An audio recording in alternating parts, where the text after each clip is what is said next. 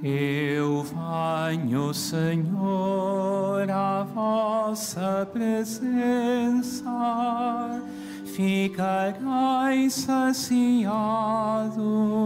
ao contemplar a vossa glória. Ficarei saciado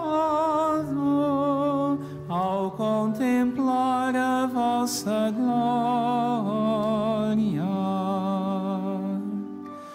Eu venho, Senhor, à vossa presença, ficarei saciado ao contemplar a vossa glória.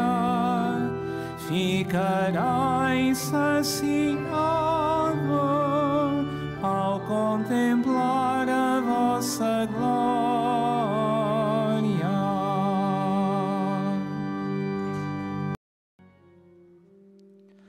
O Senhor esteja convosco. Ele está no meio de nós. Evangelho de Nosso Senhor Jesus Cristo, segundo São João. Glória a vós, Senhor.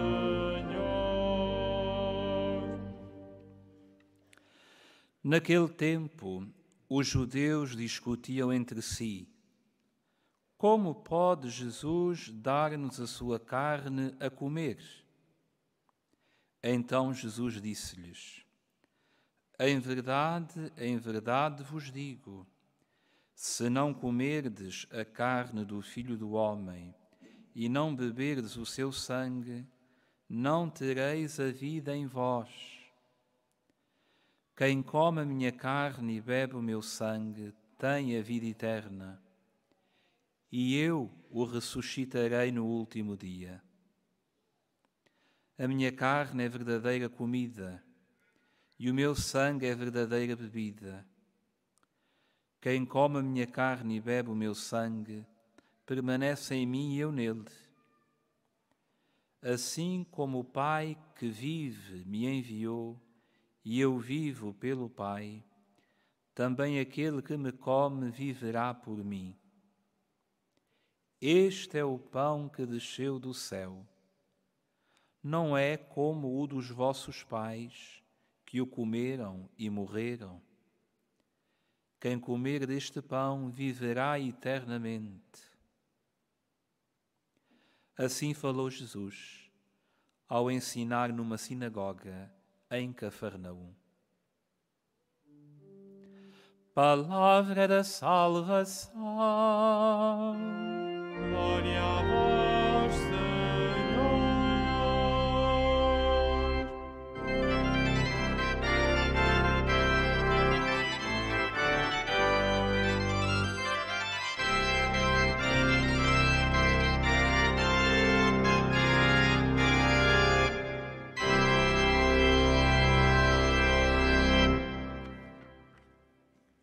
Caríssimos irmãos e irmãs, nesta alegria de celebrarmos esta Eucaristia, é importante vermos nesse Evangelho que acabamos de escutar a conclusão desse tema do Pão da Vida, que nos apresenta São João. É o Evangelho de um episódio importante porque é a nossa vida quando se trata da Eucaristia, porque é Jesus. Quando nós contemplamos esse Evangelho, de certa forma, logo vai nos remeter a esta presença real de Jesus no seu corpo e no seu sangue. No entanto, vemos aqui dúvidas da parte dos judeus, perguntas, questionamentos, que também está no coração de tanta gente hoje. E sempre estará, com certeza, de modo particular, para aqueles que não têm fé ou que têm dificuldade de acreditar na presença real de Jesus na Eucaristia. Os judeus discutiam entre si como pode Jesus dar-nos a sua carne a comer. E logo Jesus vai entrar para nós dentro desse tema para dizer: se não comerdes a carne do Filho do Homem e não beberdes o seu sangue, não tereis a vida em vós. Significa, meus irmãos, que Jesus está a dizer para nós, não no sentido figurativo, mas para dizer que aquele que come da sua carne e bebe do seu sangue, deve comprometer-se com a vida dele em nós. Comprometer-se é muito mais do que vir à missa e comungar e ir para casa. Comungar Jesus tem que ser algo mais profundo, capaz de fazer com que a nossa vida seja uma vida nele. Por isso, comer do corpo e beber do sangue de Jesus é ter a vida dele em nós. E como ele mesmo diz nesse Evangelho, que ele vive pelo Pai, quem come da sua carne e bebe do seu sangue, viverá por ele. Será que nós temos consciência desta palavra na nossa vida? Viver por Jesus? O que significa viver por ele? Não é apenas cumprir preceitos, não é apenas, como eu disse, vir à missa, comungar e ir para casa. É muito mais exigente que isto, porque somente aquele que comunga do corpo e do sangue de Jesus e tem a consciência de que ele está em nós como vida, nós vamos viver como ele quer que nós vivamos. Viver para Jesus é viver praticando na nossa vida aquilo que ele deseja que nós o praticamos de modo particular, o amor aos irmãos. Porque a nossa vida deve perpassar justamente por isso, por uma entrega de uma vida que está intimamente ligada ao Senhor.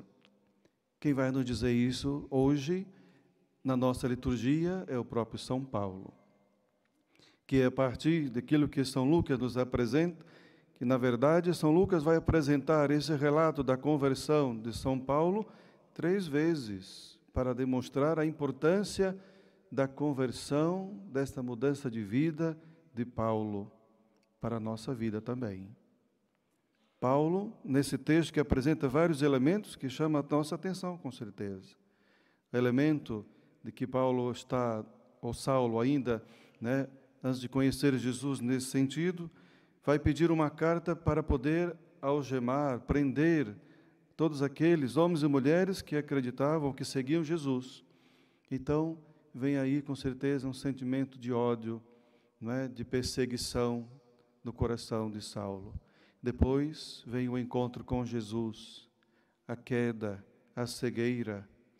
Depois vem o encontro com Ananias, a sua cura, da cura da sua cegueira, o seu batismo e depois o anúncio de Jesus. Esta é a vida é a nossa vida, a vida do cristão, a vida do batizado, que devemos experimentar na nossa vida, como São Paulo experimentou, um processo de mudança de vida, que muitas vezes, mesmo nós já sendo batizados, caminhamos como cegos. Diz o texto, estava de olhos abertos, mas não enxergava. Muitas vezes a nossa vida é assim. Enquanto nós não fazemos uma experiência verdadeira do encontro com Cristo ressuscitado, nada muda na nossa vida. Continuamos a dizer as mesmas asneiras, continuamos a pensar as mesmas coisas más, continuamos a desejar sempre aquilo que é passageiro e não muda nada. Por isso a importância de ir em busca de fazer essa experiência verdadeira, de maneira que a nossa vida seja transformada, como a de Saulo, como de tantos outros que conhecemos a história. Vivemos no tempo da ressurreição, meus irmãos, e devemos permitir com que o Senhor alimente a nossa vida com estas leituras e tantas outras, para que nós também possamos sair da Eucaristia determinados a poder e querer mudar, para que na nossa vida também seja, que a nossa vida também seja transformada, como foi a de Saulo e de tantos outros. Por isso, comprometer-nos, comungar do corpo do Senhor, viver da sua vida é viver por Ele. Não é apenas comungar em si, mas fazer com que a vida de Jesus seja também na nossa vida algo transformadora.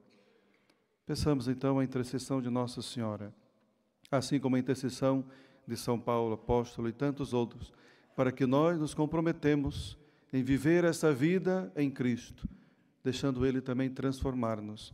E é que assim sabemos experimentar o que significa comer do corpo e beber do sangue de Cristo. Seja louvado nosso Senhor Jesus Cristo.